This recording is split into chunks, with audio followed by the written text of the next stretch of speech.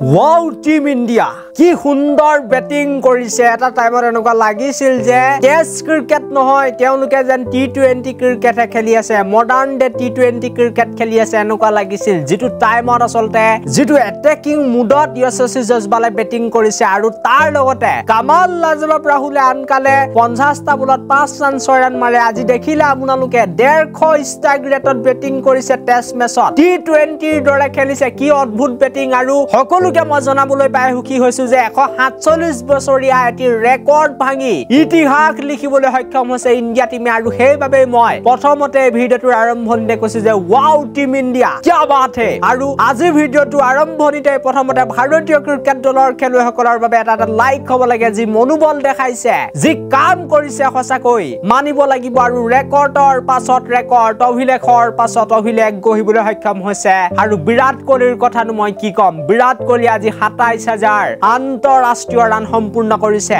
এটা লাইক বিৰাটৰ বাবে হ'ব লাগে লগতে চেনেলটো সাবস্ক্ৰাইব কৰি লবলৈ নাপাহৰিব এনেকুৱা ধৰণৰ সুন্দৰ সুন্দৰ খবৰৰ বাবে এতিয়া মই আহি গৈছো আজি ভিডিওটোৰ মূল বিষয়টো লৈ প্ৰথম কথা বৰষুণ আছিল বৰষুণৰ বাবে প্ৰায় দুদিন খেলখন হ'ব নোৱাৰিলে একেবাৰে বৰ দুখৰ বিষয় যে কালিৰ দিনটোত খেলখনত আসলতে যেতিয়া ষ্টাৰ্ট হৈছিল তেতিয়া এটুপালৈ কিন্তু বৰষুণৰ পানী ফিল্ডত পৰা নাছিল কিন্তু যি দিনাখন বৰষুণ দিলে সেই দিনাখন আসলতে এনেকুৱাকৈ ষ্টেডিয়ামখন তিতিলে তাৰ 5 দিনাখনিও আসলতে খেলখন এটো এটা লাজৰ কথা যে বিশ্বৰ আটাইতকৈ ধনী ক্ৰিকেট সংস্থা হৈ ভাল এখন কভাৰ তেওঁলোকে দিব পৰা নাই কি কৰিছে বিসিসিআই ইমান বেছি পইচা হেতুহে মই আসলতে ভাবি গমে পোৱা নাই যে এখন ষ্টেডিয়াম তেওঁলোকে ঢাকিবলৈ ভালকৈ টকা দিয়া নাই নেকি এদিন খেলে হ'ব নোৱাৰিলে কালি কিন্তু অকনো বৰষুণৰ পানী পৰা নাছিল হে ষ্টেডিয়ামখনত কিন্তু খেল হ'ব নোৱাৰিলে আৰু বৰষুণে যি কৰিলে আৰু আমি আজিৰ কথা পাতিম আৰু আজিৰ দিনটোত বাংলাদেশৰ দলটি যেতিয়া ব্যাটিং কৰিবলৈ আহিলে তেতিয়া তেওঁলোকক সোনকালে আউট কৰি ঘৰলৈ পঠিওৱা বা টেভিলানমুখী কৰাৰ সময় আমাৰ ভাৰতীয় দলৰ বলাৰসকলৰ ওচৰত আছিল আৰু হেতুৱে কাম কৰিলে ভাৰতীয় দলৰ বলাৰসকলে বুম বুম বুমৰাই 3টা উইকেট লৈ গৈছে ৰবিচন্দ্ৰন আশ্বিনে 2টা উইকেট লৈছে সিৰাজেও কি সুন্দৰ বোলিং কৰিলে ৰোহিত শৰ্মাই যেটো কেচ ধৰিছে ওয়াও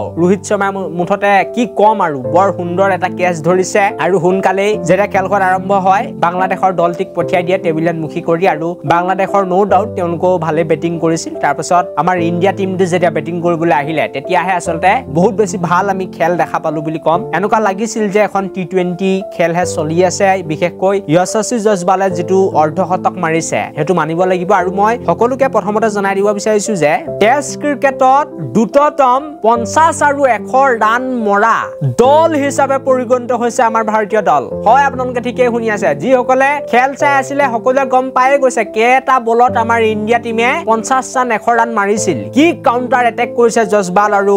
ৰোহিত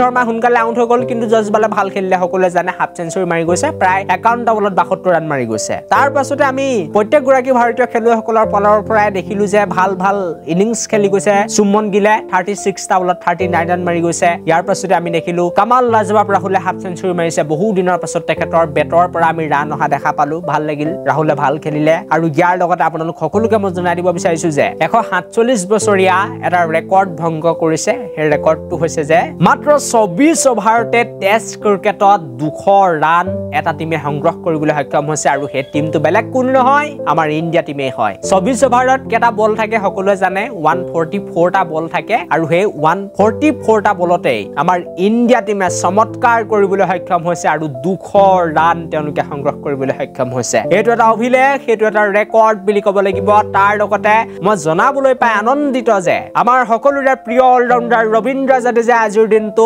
টেষ্ট ক্ৰিকেটত নিজৰ টেষ্ট কেৰিয়াৰত 300টা উইকেট দখল কৰিবলৈ সক্ষম হৈছে আৰু ভাৰতৰ 7ম গৰাকী বলাৰ হয় যিয়ে নেকি এই বৃহৎ কীৰ্তিমান অৰ্জন কৰিবলৈ সক্ষম হৈছে তাৰ লগতে সকলোকে জনাই দিব বিচাৰিছো যে ৰবীন্দ্ৰ জাদেজা দ্বিতীয় গৰাকী অলৰাউণ্ডাৰ হয় যিয়ে নেকি 3000 টেষ্ট ক্ৰিকেটত ৰান মাৰিছে আৰু 300টা উইকেট দখল কৰিবলৈ সক্ষম হৈছে নম্বৰ 1ত ৰবিচন্দ্ৰন আশ্বিন আছে 2 নম্বৰত ৰবীন্দ্ৰ জাদেজা আছে তাৰ লগতে বিৰাট কোহলিৰ ৰেকৰ্ড গঢ়িবলৈ সক্ষম হৈছে মই অকমান আগতে কৈ আছো যে 27000 ৰান তেখেতে মাৰিছে কিন্তু আটাইতকৈ সোনকালে শচীন তেণ্ডুলকাৰক তেখেতে চেৰ পেলাবলৈ সক্ষম হৈছে আটাইতকৈ কম ইনিংছতে বিৰাট কোহলিয়ে আন্তঃৰাষ্ট্ৰীয় ক্ৰিকেটত নিজৰ ৰেকৰ্ড অব্যাহত ৰাখিছে বুলি কম আৰু অভিলেখ যে 27000 ৰান তেখেতে সংগ্ৰহ কৰিবলৈ সক্ষম হৈছে বা মাৰিবলৈ সক্ষম হৈছে এটা ডাঙৰ মাইলস্টোন তেওঁ কমপ্লিট কৰিবলৈ সক্ষম হৈছে আৰু বাকি খেলখনত কি হৈছিল সেই বিষয়ে মই ইমানকৈ কৈ নাথাকো কাৰণ কাইলৈ দিনটোত খেলখন হেকেই হ'ব কোন জিকিব দিব তেতিয়া ভালকৈ আলোচনা কৰিম আজিৰ দিনটোত কি অভিলেখ গহিলে ইণ্ডিয়া টিমে কি